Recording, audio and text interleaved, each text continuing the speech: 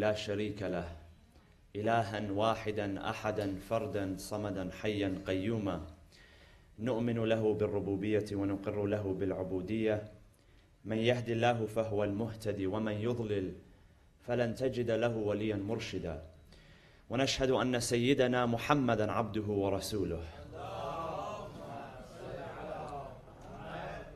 أرسله بالهدى ودين الحق ليظهره على الدين كله اللهم صل وسلم وزد وبارك وترحم على محمد وآل محمد كما صليت وسلمت وباركت وترحمت على إبراهيم وآل إبراهيم في العالمين إنك حميد مجيد وصل اللهم وسلم على جميع الأنبياء والمرسلين والشهداء والصالحين وعترة نبيك الطاهرين عباد الله أوصيكم ونفسي بتقوى الله عز وجل قال الله في كتابه الحكيم بسم الله الرحمن الرحيم يخرج الحي من الميت ويخرج الميت من الحي ويحيي الأرض بعد موتها وكذلك تخرجون صدق الله العلي العظيم وصلوا على محمد وآل محمد.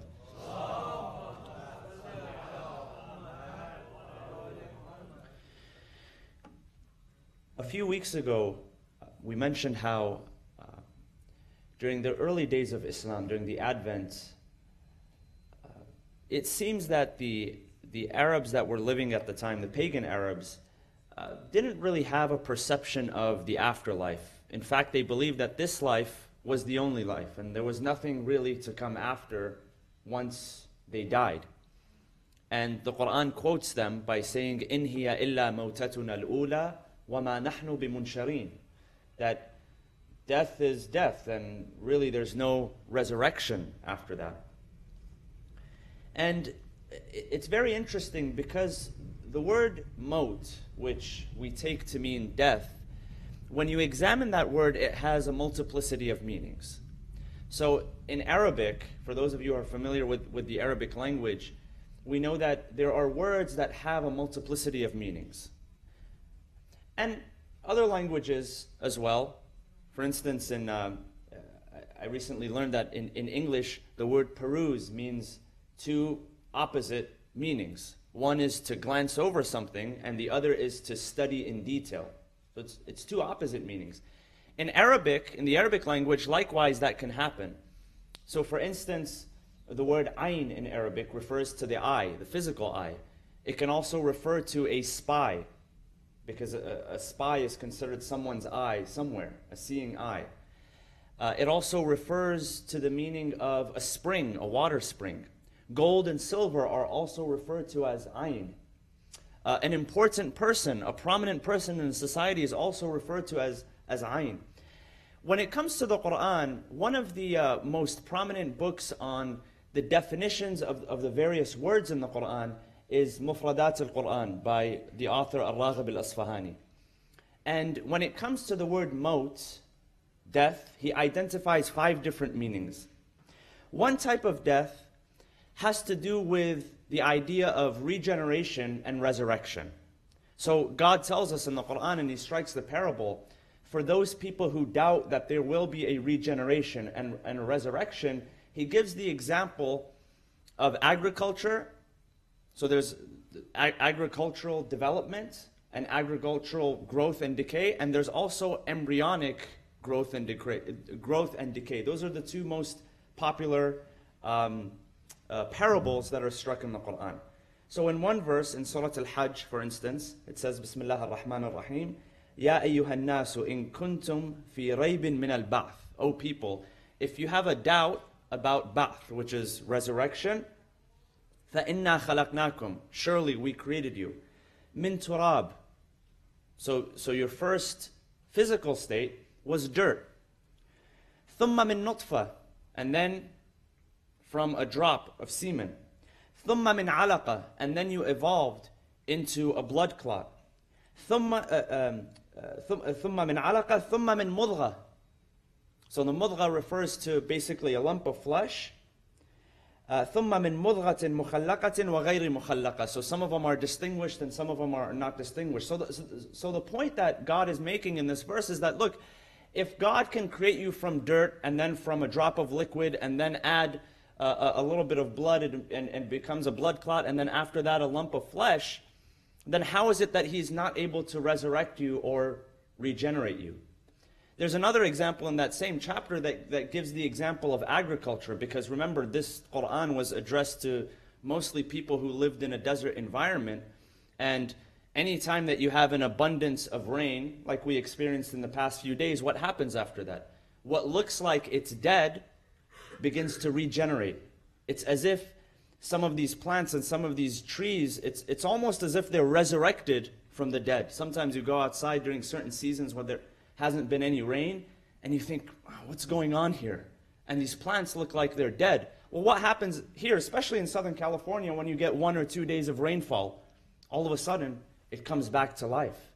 And so God is telling us that, look, in the same way that we can create a human being from scratch, and in the same way we can create plants and trees and grass almost out of nothing, or what you perceive to be nothing, we can create and regenerate and resurrect from death. So that's one type of death, the type of death that has to do with regeneration and resurrection. And it's very interesting because the language of the Quran is death is not an annihilation, it's not an end, but rather it's a creation. الَّذِي خَلَقَ الْمَوْتَ وَالْحَيَاةِ. God creates death and He creates life. In the same way that life is behind it has a creative force, death also has a creative force, or rather a recreative force. So this is one type of death that's described or identified in the Quran. Another type of death is sentient death, which means death of feeling. Sometimes we experience a death of feeling. And the Quran describes people who have a hardened heart. These are people that have lost feeling. They've lost their own feelings, so that they've lost compassion and empathy for other people. When the Quran describes the Prophet, it tells him, Ya Rasulullah, one of your characteristics that we have given you is an open heart and compassion.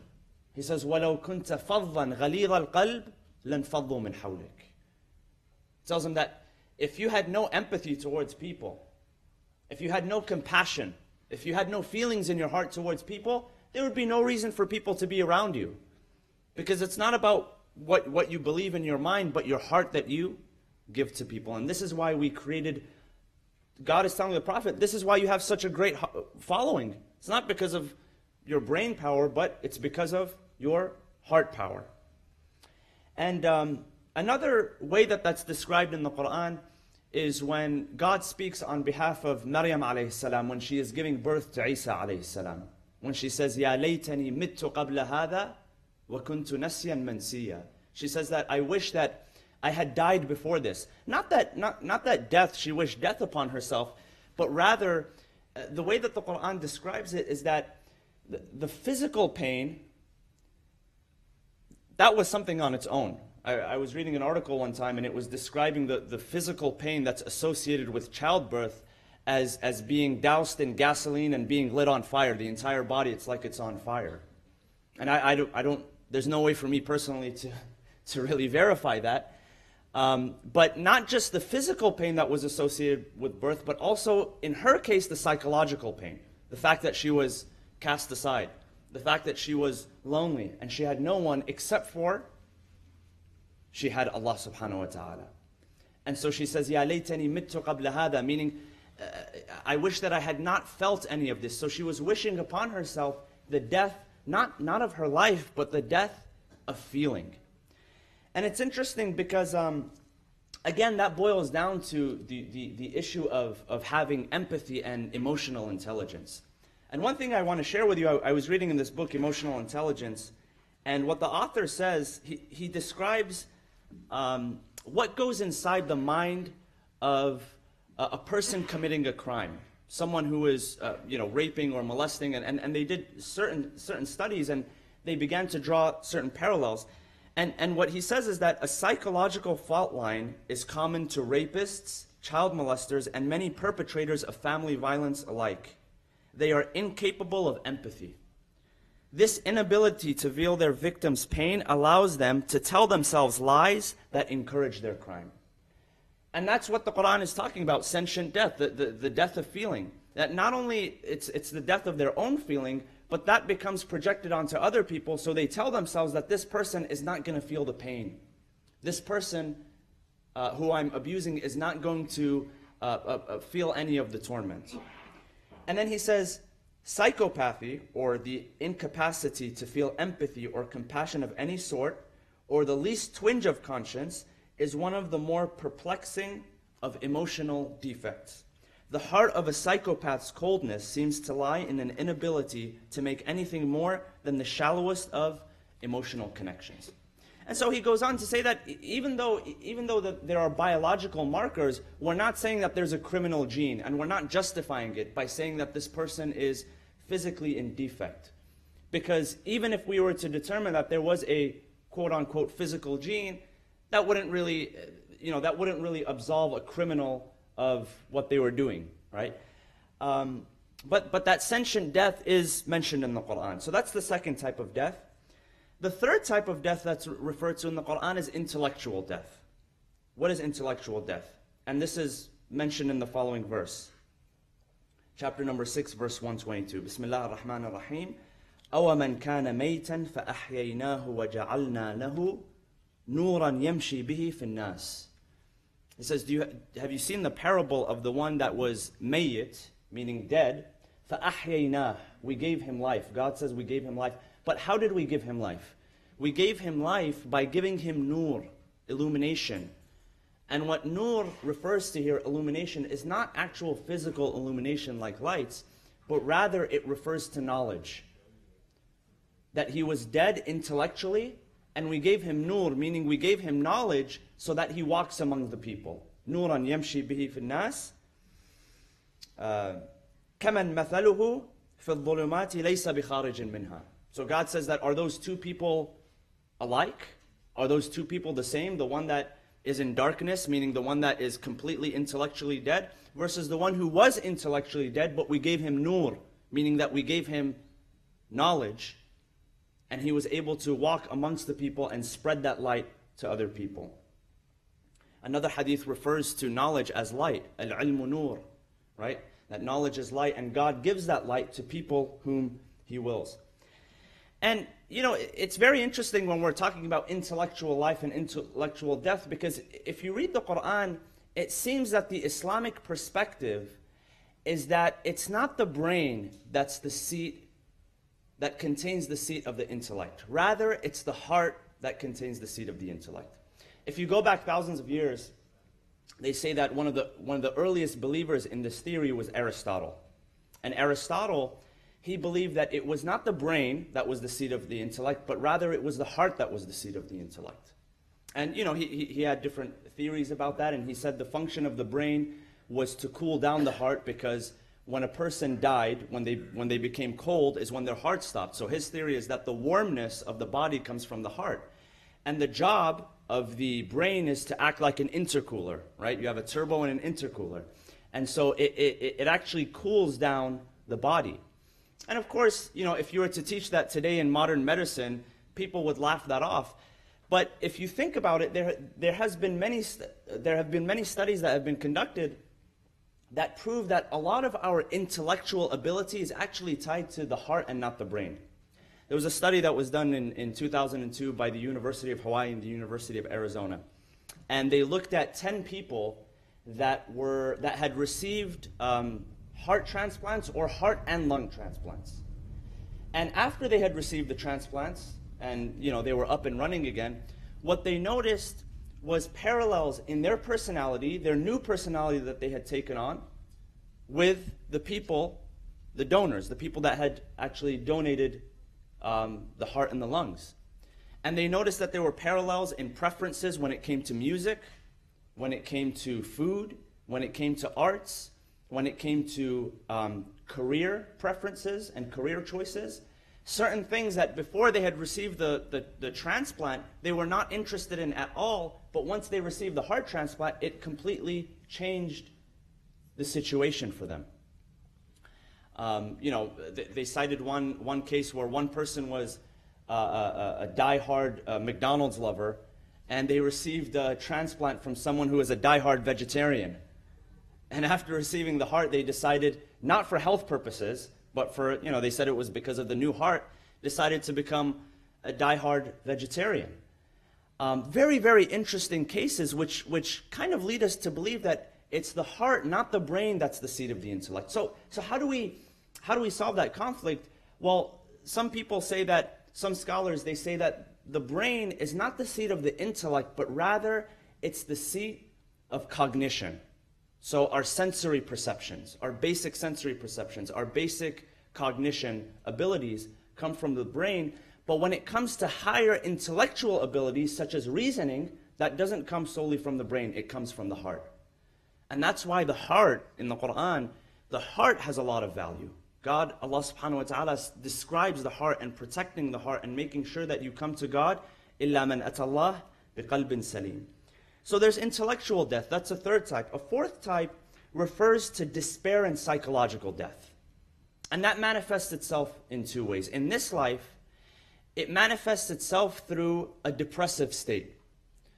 And if anyone has experienced going through a depressive state, you realize that it's a feeling of despair and almost psychological death, where you're not able to find meaning and pleasure in anything. Yesterday I mentioned the example, for those of you who weren't here, the example of Viktor Frankl, the famous psychoanalyst, and there was a general practitioner who came to him for counsel, and this general practitioner was an older man who had just lost his wife a couple of years before, and he was very sad about that. He was he was in a state of grief and depression. And so Viktor Frankl, he tells him, well, what if you were able to see yourself in a different way? What if it was you that had passed away and she had to suffer by surviving you because you loved her just as much as she loved you? And so when he was able to see it from a different perspective, it's not that it made it easier for him to bear, but rather it gave his suffering some sort of meaning. Most of the time, we're suffering because we don't understand why we're suffering. And as human beings, we don't only have feelings, but we have feelings about our feelings. Have you noticed that? We have feelings about our feelings. And so we know that suffering is inevitable, but our suffering is multiplied because sometimes we have no idea why we're suffering. And he says, all I had to do was give him meaning to his suffering, and he was okay with it. So that manifests itself, that despair and psychological death, it manifests itself in this world in one way, and in the next world, Allah subhanahu wa ta'ala describes those people that are in the hellfire, that their biggest challenge is despair. It's not that the fire is burning their flesh. It's not that. They feel that, but that's not what they're truly suffering from. What they're truly suffering from is a separation from their Creator, from their Maker. And of course that's vocalized in Dua Kumail. Imam Ali alayhi salam says so eloquently. He says, "Oh Allah," and a translation of what he says is that, "Oh Allah, if you were to place me in torment and in hellfire, that would be okay, but what I would not be okay with and what would cause suffering is my separation from you. And surely I would call out to the people of the fire my love for you and my attachment to you."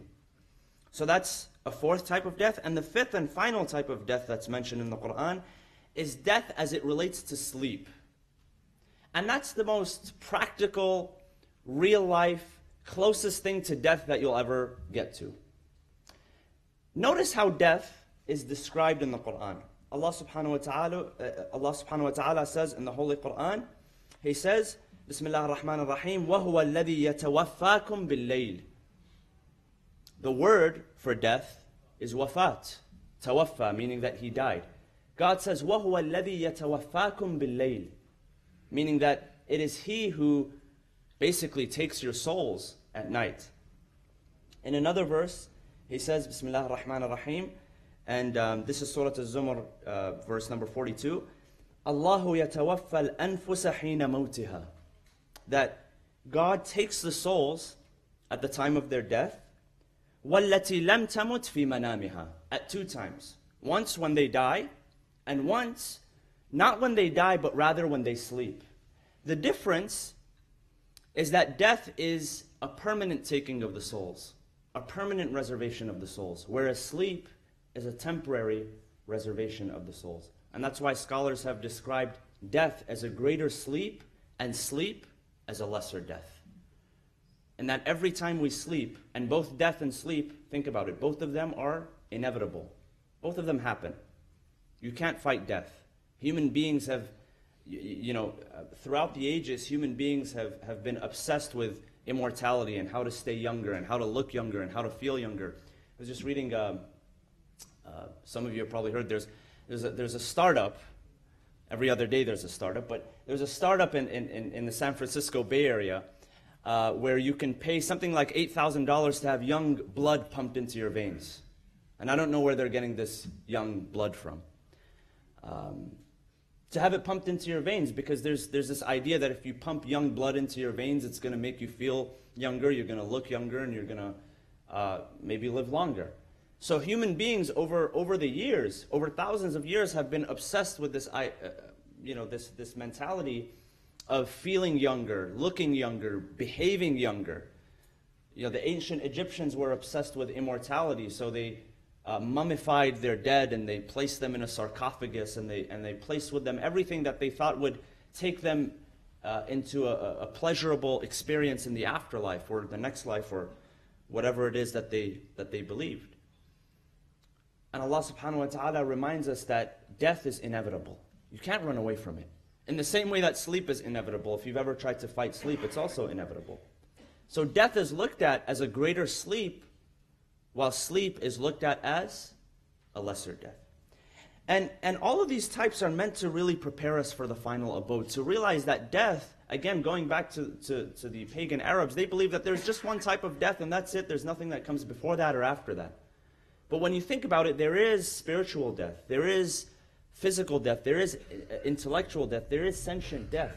And all of that in the Quran is meant to prepare us for that final death. We ask Allah subhanahu wa ta'ala to open our hearts, to fill our hearts with empathy and compassion, to fill us with His love, and to strengthen our intellect. Bismillah ar-Rahman ar-Rahim. Wal asr inna al-insana lafi khusr illa alladhina amanu wa amilu as-salihat wa tawasaw bil haqqi wa tawasaw bis sabr wa sallu ala Muhammad wa ali Muhammad.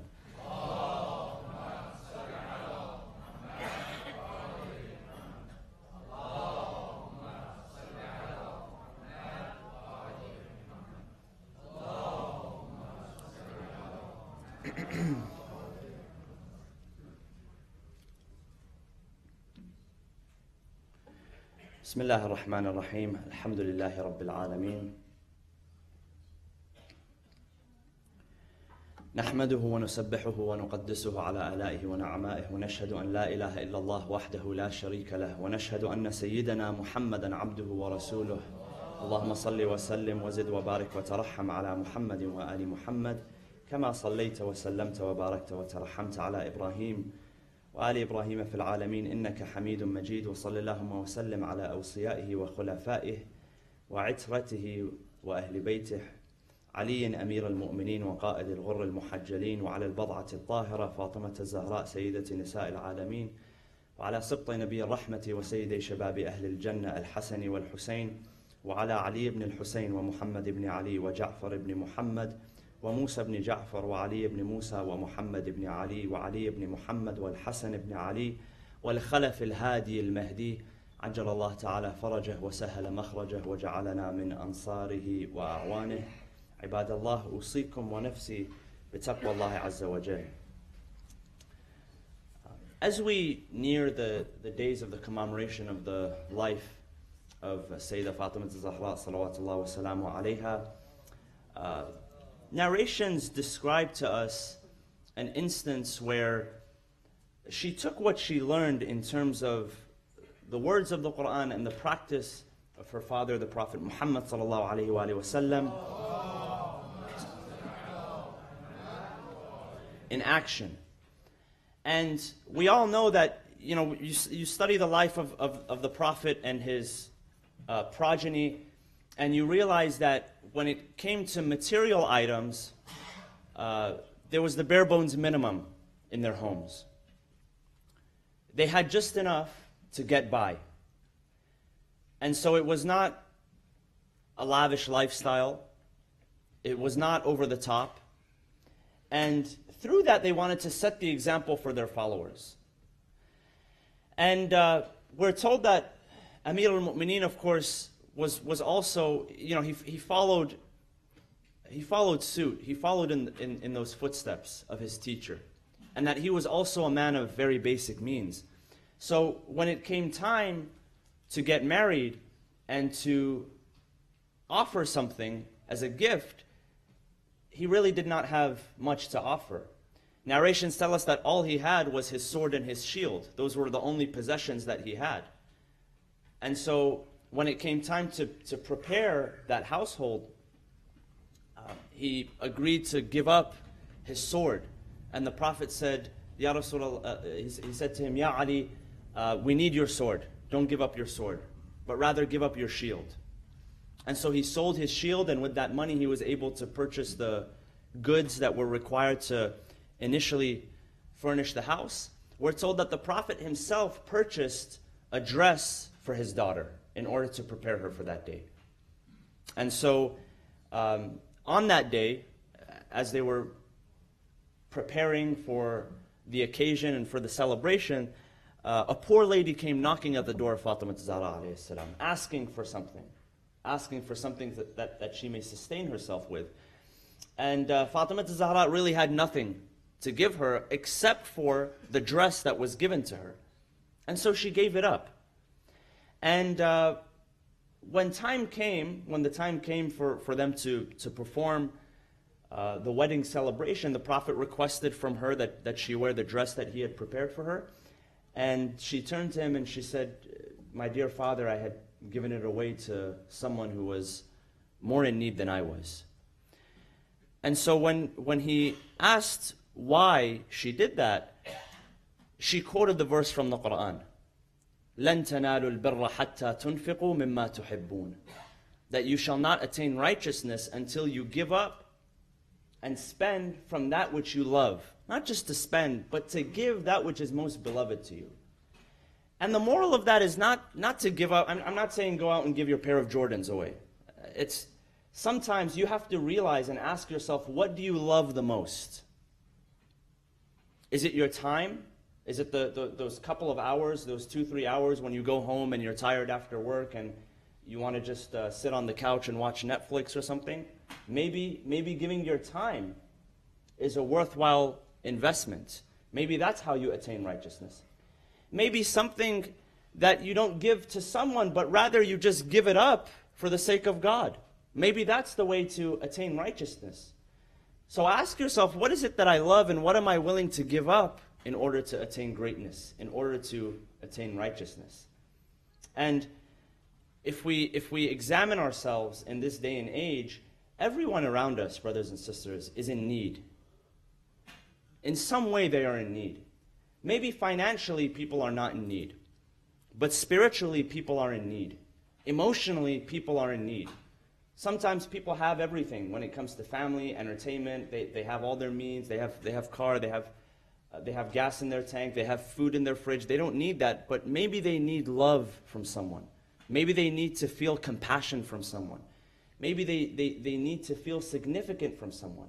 Maybe that's what you need to do. So we need to ask ourselves, what do the people around me need? How do I become more of an aware citizen? How do I become someone who people can rely upon? And just to end with the note, you know, I was asked by our dear brother Hajj Ja'far Yasai to mention this, and some of you were here last night, and our dear brother Hajj Samir Amiri mentioned that, you know, in light of the recent events with the government shutdown, and you read the statistics and the numbers, and close to 1 million people or more are out of their jobs, are out of their livelihoods. And so, as citizens, this should stir something within us. This should awaken something within us. What can we do to improve the lives of those that are around us? And so, as an attempt to help out in that, if anyone that you know is in need of a short-term loan that we can provide for them interest-free, whether they are from our community or outside our community, please contact us and we can set something like that up.